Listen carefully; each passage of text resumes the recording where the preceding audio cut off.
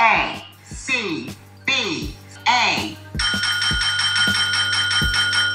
Yes, sir. We're officially back at it. Boog Nice coming at you with a daily update here. So last night I actually did shout out my man Peter from Facebook. Once again, shout out to Peter from Facebook. But I forgot to mention one other thing that he actually sent me. He was able to send me Quasar, which was the last Walgreens exclusive of 2021 that I needed. But he also sent me a replacement for my Stealth Iron Man that had broke on me right out of the package as I was reviewing that figure last year. So once again, thanks to Pete. I also mentioned that I appeared on Unparalleled Universe's stream this past week. I didn't realize that he puts his lives as unlisted after the fact, but a direct link for you to view, listen to that will be in the description below. I spoke to him this morning. And then I also mentioned that I wasn't going to have anything to really review this week, but I don't think that's true. I actually forgot that I'm going to be getting the 20th anniversary Marvel Legends Iron Man figure this week. So I will be taking a look at that and review format. And then I showed a picture of the G.I. Joe Classified Series B.A.T.S, went over the accessories and things that are packed in with these figures, but I actually forgot to mention that each of them come with a pistol, and I think I lost one of the pistols already, unfortunately. But yeah, I've got 4 of these. I think I'll be okay with 8, maybe 10 of these. You know, 10 is kind of minimum for army building, but if I get 8, I'll be cool with that. Patiently waiting for a Dr. Mindbender reveal from G.I. Joe Classified.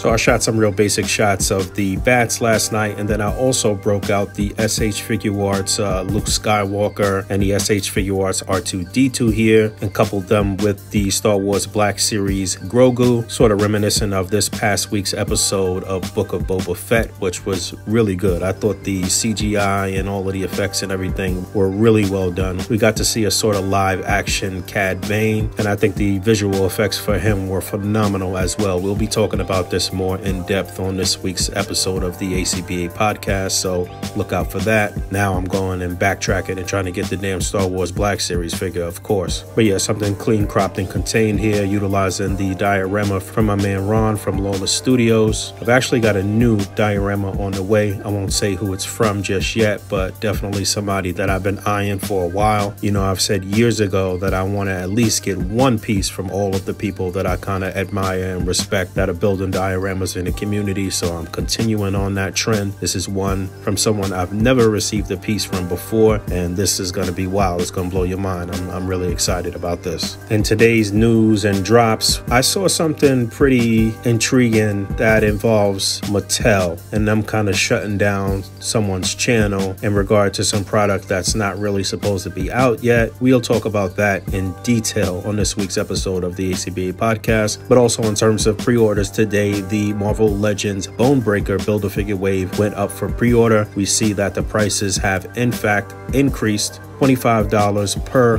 Marvel Legends, and for some reason I didn't see the option to purchase the entire set as a wave. It was only individual pre-orders, and I went ahead and pre-ordered the entire wave on Big Bad Toy Store. I'd like to see how this is going to play out, but I think even on Hasbro Pulse there was no option to just order the complete wave, so I'm not really sure what's going on with that. We'll talk about that on this week's episode of the podcast. And then we also saw the Star Wars Black Series 6-inch Deluxe Dark Trooper go up for pre-order today. We saw these in action in the very final episode of The Mandalorian Season 2, which was iconic as we saw Luke Skywalker make his appearance on that episode as well. But something very unique about this figure is that Star Wars Black Series has included some interchangeable hands for these. Pretty hefty price tag though for just the one figure, $34.99 a piece. The links for these things will be in the description below, and of course we will be talking about these things on this week's episode of the Articulated Comic Book Art podcast. And I also mentioned a couple updates ago that I was expecting a rather large pile of loot from Big Bad Toy Store. Hopefully I'll have that by Friday. I know it has shipped. Maybe one thing that I'll look at in there in review format, maybe 2 actually, but definitely all things that I want to take pictures with. So this will be my first Big Bad Toy Store unboxing of 2022 coming up. And you know what? I'm actually cut this short, but I did get word this evening that my Star Wars Vintage Series HasLab Razor Crest is on the way